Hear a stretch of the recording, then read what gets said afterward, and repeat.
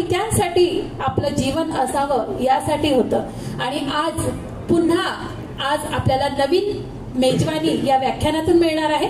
मी उपस्थित उत्कृष्ट व्याख्याते आणि उत्कृष्ट कवी माननीय अविनाशी भारती यांना विनंती करते, आता त्यांनी सगळ्यांना आपल्या व्याख्यानातून उद्बोधित करावे। अब जानकर भी क्या करेगी तो कुछ नहीं जानती बड़ी चुपचाप। म्हणजे बाल्य, तारुण्य आणि वृद्ध या तिन्ही काळामध्ये जेव्हा यांचा आवाज जाता गेला तेव्हा तो आवाज बुलंद झाला पाहिजे, इतका बुलंद झाला पाहिजे की ती घराची नाही। कविता ज्ञानेश पाटील या विद्यार्थिनींना स्टेजवर आमंत्रित करत आहे। लवकर लवकर यायचं, ज्यांची नावं घेतली जात आहेत त्यांनी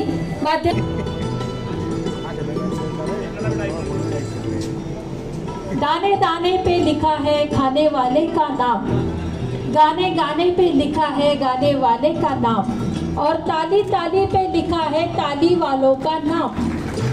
जोरदार सालाबादाप्रमाणे यावर्षी आपण विद्यार्थ्यांना प्रोत्साहन मिळावं, भावी आयुष्यामध्ये त्यांनी करिअर निवडताना कुठेतरी आपल्या मागे उभा राहावं याच्या भावनेतून आम्ही हा कार्यक्रम दरवर्षी करत असतो। आणि यावर्षी सुद्धा जवळपास 200 विद्यार्थी या ठिकाणी निवड झाली, त्याच्यापैकी जवळपास 100 ते 125 विद्यार्थी आज उपस्थित होते।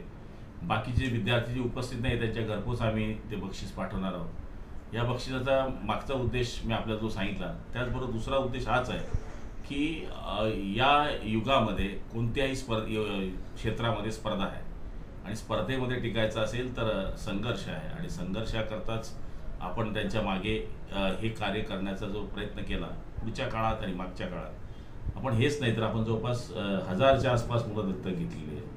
आणि त्याच्या मागचा उद्देश हाच आहे की त्या मुलांनी पुढे जावं आणि या जीवनामध्ये त्यांनी आईवडिलांचं नाव उंच व्हावं, गावाचं नाव उंच व्हावं, हीच भावना आमच्या कार्यक्रमामध्ये आहे।